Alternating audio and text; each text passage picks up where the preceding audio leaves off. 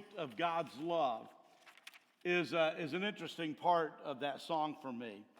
Oftentimes we talk about our love of God and that we should love Him, and as a result of our love for God, we should do certain things, and as that story unfolds. But sometimes we have a difficult time understanding that we're an object of God's love. That's who we are. That He created us to love us. That He interacts with us because He chooses to love us. Several months ago, I preached a series of sermons about grace, and I preached a series of sermons about us moving into the Advent theme and so forth, and I ran across the story of the prodigal son again. And as I normally do when I begin to prepare a sermon, the very first thing that I do is I look at the text and just write down as many things on a legal pad that just come to my mind while I'm reading the text, and I just write away. Now, I cannot tell you in my 40 plus years of ministry and being a pastor and preaching, how many sermons that I have preached from the prodigal son. I would imagine 100 times plus that I've either used that text and preached the story of the prodigal son. I went back into my files and kind of looked at sermons that I had prepared and written, and there was a series of them, and a lot of them had the same material that I'd been using over and over again as I preached from the prodigal son. But this time, when I opened that text, I just for some reason was overwhelmed with where my mind took me. Therefore, I decided that during the time between the first Sunday in January until Easter Sunday, I'm going to preach nothing but the story of the prodigal son. And we're going to do it bit by bit, piece by piece, word by word. I'm going to give you a word each Sunday that tells the story. And the reason that I'm doing that is many times we hear a general story about the prodigal son, and we leave not understanding the depth of it. The story or the parable of the prodigal son is my story. It's your story. It is the story of the human race. There's not anybody who's been on the face of this planet who has not identified with the story of the prodigal son. Every bit of it, every phase of it, every word of it is my story. Now, for those who have been redeemed and for those who understand God's grace, there are a few things about that story that may become uniquely yours that may not be for other people in the world because they haven't got to that place yet. But the early story of the prodigal son is all of our story. So I want to read the text on several occasions. We're going to begin every week. We're going to begin at the beginning of the story, and I'm going to end at where I'm going to be that day. Okay? So we're going to hear the story read over and over again. And I'm telling you that because I don't want you to become I just don't want you to leave thinking that the only sermon I know is the story of the prodigal son. I want you to know that I'm doing this intentionally. I want to drive it. I want us to hear it over and over and over again. Growing up, I remember well my brother and I trying to learn the concept of sharing. Now, my brother is about 3.5, 4 years younger than I am. And being the older brother, there was an advantage to that. For example, we would go to the store and we would buy a candy bar because we only had enough money to buy one candy bar. And we would buy the one candy bar with the intent of breaking it in two and sharing it. But being the older brother, I knew the advantage of holding more of the candy bar in my hand and less in one hand. And when I broke it, although it looked like it was equal parts, I was getting more than my share. Any of you have siblings that you've done that to? Sean, Matt, has that been your story? Have you?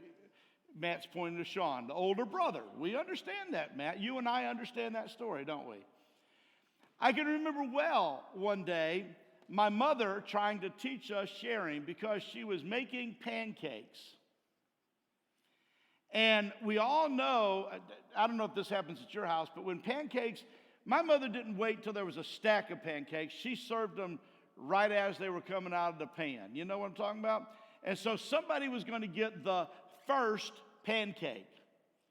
And so we were debating among ourselves, and I probably was 9, 10 years old at this point, and we were arguing about who was going to get the first pancake. And my mother, realizing that this was a great time as a teaching opportunity, she said if Jesus were here, he would give the brother the first pancake. And I can remember as plain as day saying to my brother, you be Jesus. We always look for the advantage, don't we? I mean, there's something about wanting to be selfish.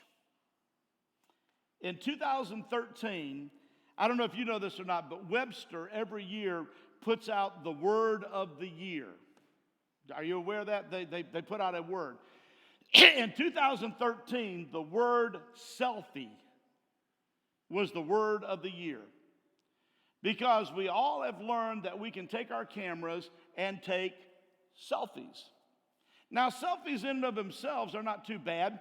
I mean, I guess all of us have a real need to take a picture of ourselves at some form or fashion. But have you ever watched anybody that has just more selfies than they really need? Do you understand what I'm talking about?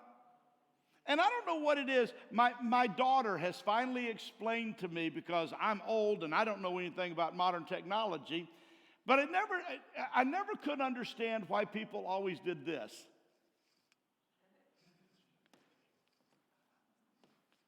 You know? Why does it have to be from up here? My daughter explained, because it doesn't show your double chin. All of my selfies have double chins, because I take them from down here. I didn't know any better. You want to put yourself in the best light. And isn't it important for us to have selfies with people of importance sometimes? You understand what I'm saying? I've seen people take pictures of people, get a selfie of themselves and somebody in an airport, because somebody of notoriety is walking through, and you want everybody to know that you were there at the same time that they were. You don't know them. You're not friends with them. You don't have a long-lasting relationship with them, but you definitely want to be seen with them. Have you ever seen somebody take a picture or a selfie of themselves with a cardboard person that's supposed to be important?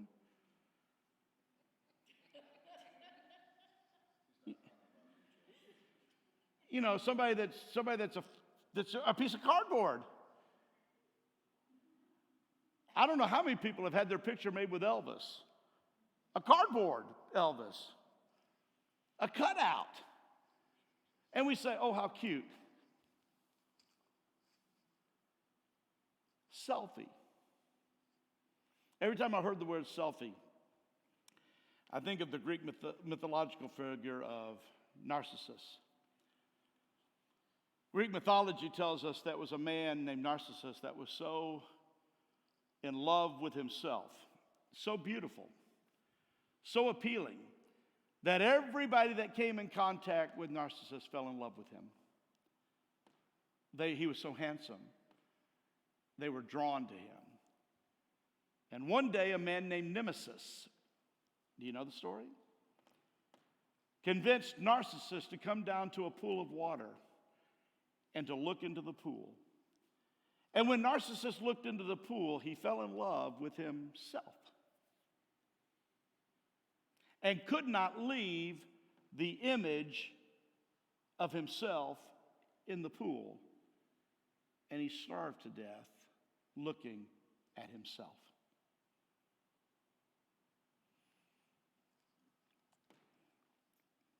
Luke chapter 15, beginning with verse 11. And he said, a man had two sons. And the younger of them said to his father, Father, give me. The word give me is self-will. That's what we talked about last week. He had the ability to make a choice. Father, give me the share of the estate that falls to me. And so he divided his wealth between them. And not many days later, the young son gathered everything together and went on a journey to a distant land. Today, I want us to focus on that phrase. The younger son gathered everything together. Everything. Leaving nothing behind. Everything he gathered. This idea of having the need for everything. I want to talk a little bit about selfishness this morning because self-will always has a tendency, if we're not careful, to lean into this idea of selfish. For example, there were several people that this guy did not even consider. His older brother didn't consider his father, didn't consider his family. It was really all about what he could gather, what he could have for himself. It's not an old story. If you go back to the ancient writer of Genesis, he says to us that one of the very first things that happened when the human race, when mankind, when Adam and Eve, if we want to narrow it down to two individual people, when they decided to activate their self-will, when they stood at a tree and made a choice that I want to know what God knows, therefore I will disobey God, I will exercise my self-will, I will take this fruit if I want this fruit. The very next story that comes out of the text is the strife that it brings between Cain and Abel, the two children. That each of them bring an offering before God. Each of them are doing it seemingly is the right thing. One of them brings an offering from his cattle, another brings an offering from the grain, and there's been a lot made about that, and theologically you can explore that if you would like to. But the reality is that when it was all over, one of the things that God says to Cain is that why has your countenance fallen? Why are you upset with me by not receiving your offering? And what he was saying is, in your heart, you knew this wasn't going to be acceptable when you brought it. What makes an offering to God an unacceptable offering? What is it that you can bring to God that God might look at and say, it's unacceptable? I always tell a story about a man that a pastor that was called upon to do the funeral of one of the meanest men in town. The man was known for being very reckless. He was known for being a cusser. He was known for taking what didn't belong to him. He was just known as being a really, really, really difficult person. And his brother came to the pastor at the Baptist church and said, I want you to have my brother's funeral at the church, and I want you to call my brother a saint. Well, you know how Baptist pastors are. We can't lie, at least without you knowing. And so the pastor said to the brother, I can't do that. Everybody in town knows that this guy was a bad person, that he wasn't a good guy. There's no way that I can stand in front of a congregation of people and call him a saint. I can't worship God by lying. I can't worship God by bringing something that's false. And so the brother said to him, I noticed on the way in that you got a building fund going on here, and I'm going to put $250,000 in your building fund, but you have to call my brother a saint. Now, you see, the other thing you need to know about Baptist pastors is they sometimes are very greedy. And $250,000 in the building fund would have jumped way down there, so the pastor went to prayer. He decided that he's going to pray over this matter because the church could use the $250,000, but he definitely didn't want to compromise himself in the pulpit. And so he finally called the brother and he said, I will do your brother's funeral. And the brother said, are you going to call him a saint? He said, I will call him a saint. And on the day that they brought that casket down front and laid it out front, the pastor came in and he said, we all know that this man lying right here was the most wicked, terrible person in our town. He took what didn't belong to him. He finagled. He lied. He cussed. He drank. He was just one of the most wicked men in this town. But compared to his brother, he was a saint. How we often compromise when we're selfish. Listen to what I'm saying to you. How oftentimes when our self-will is activated and that selfishness becomes a part of who we are, we want stuff. We want to gather it. We want it to be ours. We have this idea that we are the center of the universe and we deserve everything.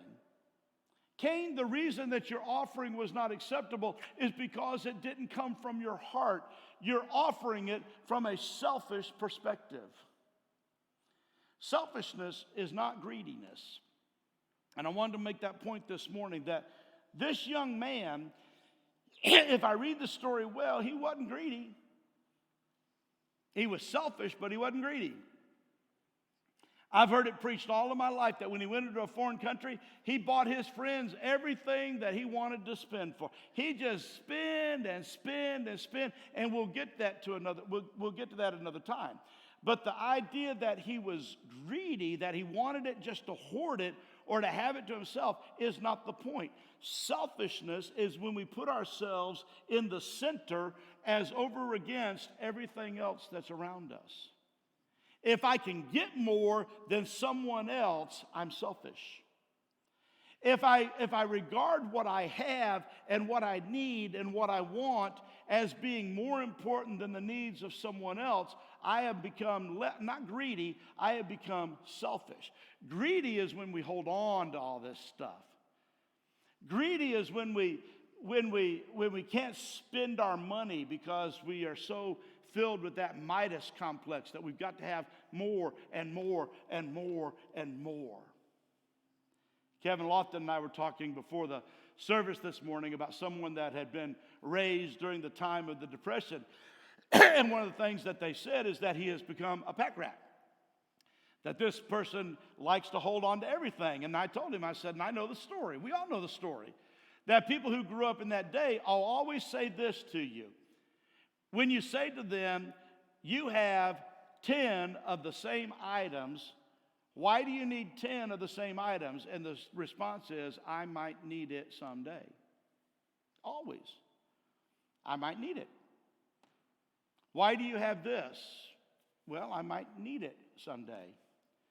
I have a cassette recorder in my office, and I won't throw it away just in case I might need it someday. I haven't seen a cassette in forever. I'm going to go out on a limb and say Jim probably still has an 8-track somewhere. Not an 8-track, but a cassette. 8-tracks were before his time. We hold on to that stuff, although we don't need it. I have a shelf full, a cabinet full of VHS tapes that I don't even have a machine to play it on. But I might need it someday. I might want to show one of those tapes one day, even though I know I can go on to Netflix and see almost every one of those programs. The technology has replaced it, but I hold on to it because I might need it someday. Selfishness is when we take that and we begin to do that at the expense of others. Selfish is the total disregard of the other. This young man did not think about how this was going to impact his father, did not even think about how it might impact his brother, did not think about how it might impact his mother, didn't think about how it might impact the family, didn't think about how it might upset the apple cart. It was this idea that I've got to have it. We in our Christian faith sometimes do not understand that our self-will often goes down the track of selfishness. This track of self-centeredness, the track of it's really about me and not anyone else, and that what God intends or what God has designed for me doesn't really matter. I'm going to do what I want to do because it is all about me.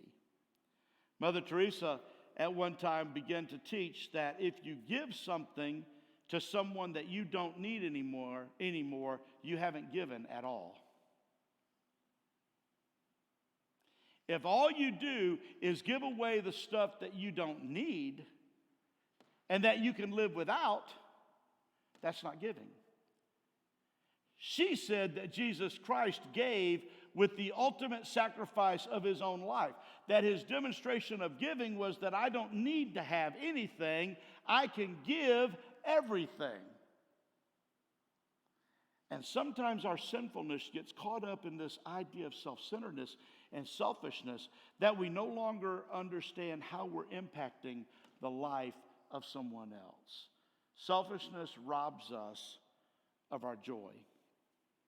And let me tell you what happened here. I need to go to the end of the story for a minute so that we can understand. We often think that if I had everything that I could, if I had my whole inheritance, if I had everything, if I could gather everything that I need or everything that I want, don't you think that that would result in my happiness?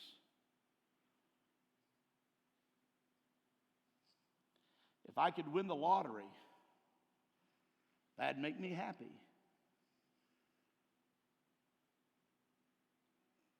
If I could get that promotion at work, that would make me happy. If I didn't have to pay so much in taxes, that would make me happy. And the reality is our happiness is not addressed by how much we can save or how much we can gather. Our happiness is not in the fact that we gained a lot. This guy took it off, spent all of it away, and the next thing you know, he's in a pig pen feeding pigs, wishing he could go back home.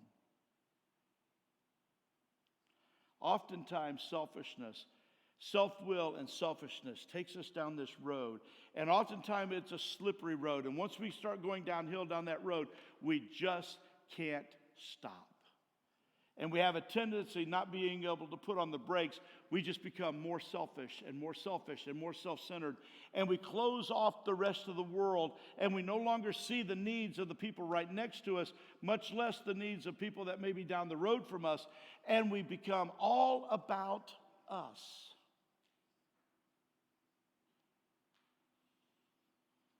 The kid thought he had it all. He gathered everything. Left nothing behind. Took everything.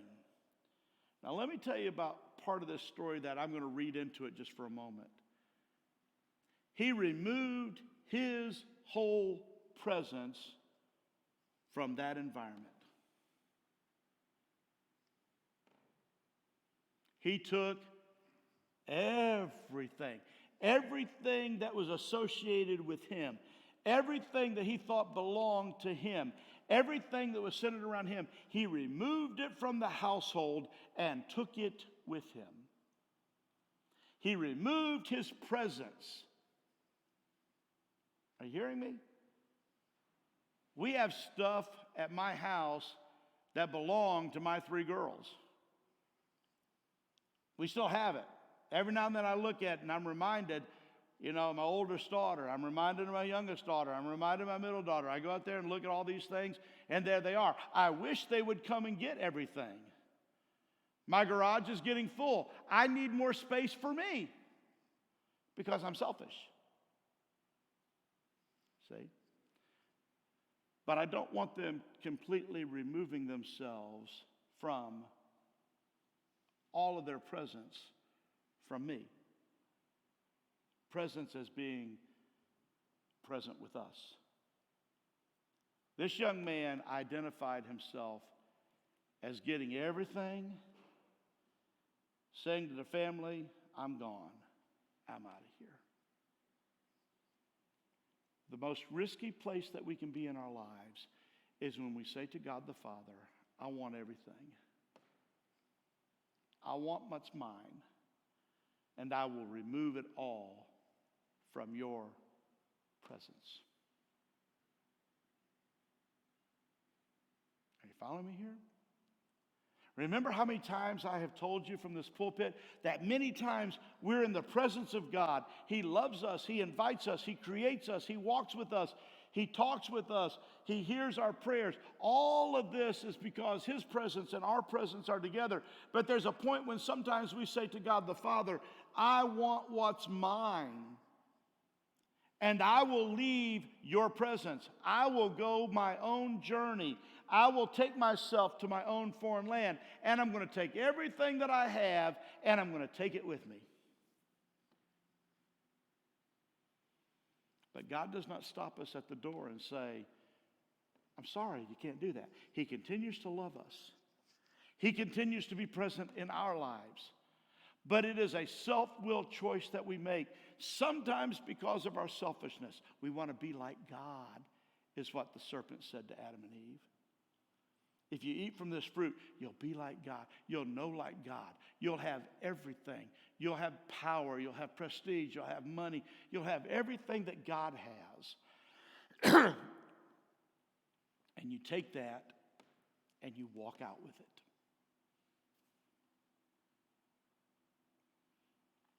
I remember when my first daughter left for college. We packed everything up in the vehicles that we had available. We went to Columbia College in Columbia, South Carolina. We went into her room and we set up her room. We were excited about it. She was going to college.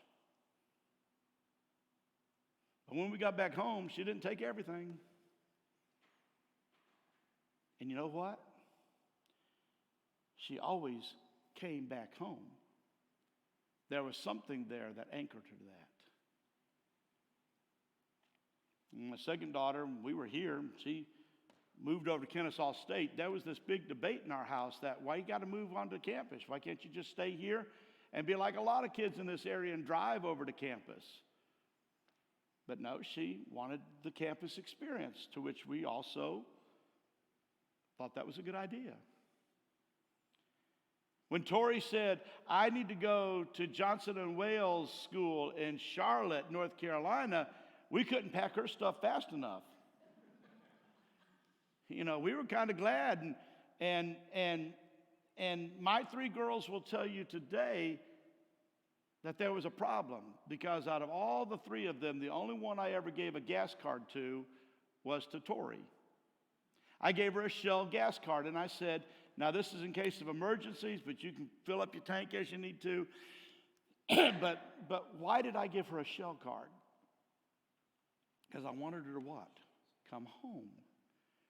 I wanted her to be able to drive from Charlotte back to Atlanta. And the very first time that she drove back from Charlotte to Atlanta, she called me up and said, Daddy, I've missed a turn somewhere. I thought I knew where I was going. Well, where are you? I just passed that big V on the side of the road. The Varsity Restaurant. Sweetheart, you missed your exit. You need to turn around and come back. You're looking for Jimmy Carter, I think is what I told her to look for. But I was alarmed that she had missed her turn. We all want to go back home. We very seldom take everything that we have. We leave something behind. We leave a presence. We leave something that anchors us there. We leave something that we're drawn back to. But selfishness sometimes says, I will take everything that I've got, everything that belongs to me, and even if it doesn't belong to me, I'm going to take everything, because the inheritance did not belong to him at that point in time. Understand that. He was really saying to his father, I wish you'd go ahead and die so that I could get what I'm going to get upon your death. Give me what's mine. It wasn't his. It belonged to the father until the father's death. Selfishly, give me everything that I want. And many times we find ourselves selfishly saying to God the Father, it's really about me. It's really about what I want, what I need, what I desire. It's really about me. Maybe the most unselfish person that our planet has ever experienced was one called Jesus. And there's a story that comes out of the Gospel of Luke that says one day Jesus looked upon the crowds. He looked upon them and he saw their needs, and then he healed them. Understand what that meant. I see the crowds. I see their need. And I will give until I can't give anymore. Folks, when we become so self-willed and so selfish, the joy that we lose is seeing the need of another and being able to help. The joy that we're robbed of is the ability to give to someone who may not have. The joy that we're robbed of is feeding somebody who might be hungry, or clothing somebody who might be naked, or giving something to somebody out of the sheer need that they might have. We miss that joy. Christmas Eve, I stood on the top floor of an apartment complex, and I watched a little boy with his brand new bike. This is a little boy who should not be in the situation that this little boy is in. In Honduras at age 4, he was turned out from his own family to find food for himself. 4-year-old, out on the street, trying to figure out how he's going to feed himself.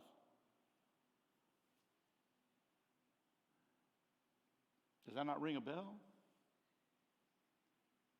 Has made the long journey from Honduras hiding in a boat. Dad doing the best he can to go to work every day to make life accessible to him. What has been robbed from that young boy is his childhood. He's been made to be an adult a lot earlier than any of us should have. But boy, it was joyful to watch him with a new bike. Standoffish at first. The bike was sitting there. He never ran, jumped on it, even assumed that it was his.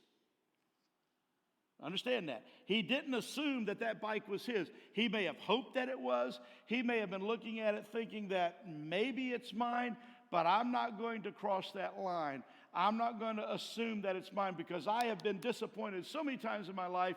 I don't know that it's mine. But you understand the joy that it was when we got to say to him, "This is yours."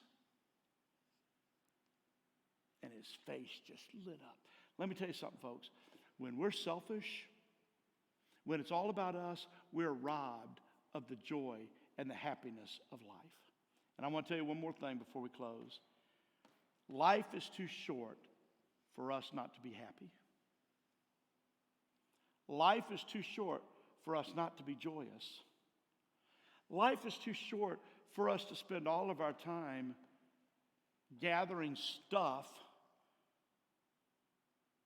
when we can be giving it away. I've said it many times, and I'll close with this. I have done many, many, many funeral services. I have done funeral services at the graveside. I've done funeral services at funeral homes. I've done funeral services in churches. I have done funeral services for very well-known politicians. I have done funeral services that I was the only one in attendance at the funeral. I have done funeral services where the casket was just as elaborate as it could possibly be. I've done funeral services where there was an urn, a very simple urn. I've done funeral services where people had these huge, gigantic monuments that said, "Here lies." And I've done funeral services where we had to gather the money to mark the grave where the person lied. There is a commonality about all of it. To this day, to this very moment, I have never seen a hearse with a U-Haul trailer attached to the back of it.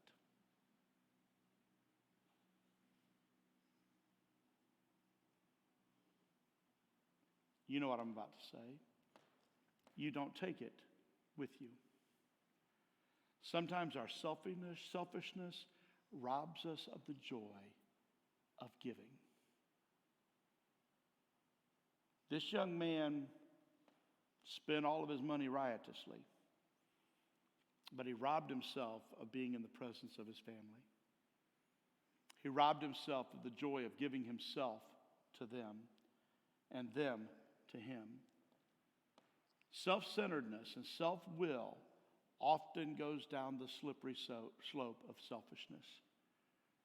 And when we make it all about ourselves, we forget the God who created us.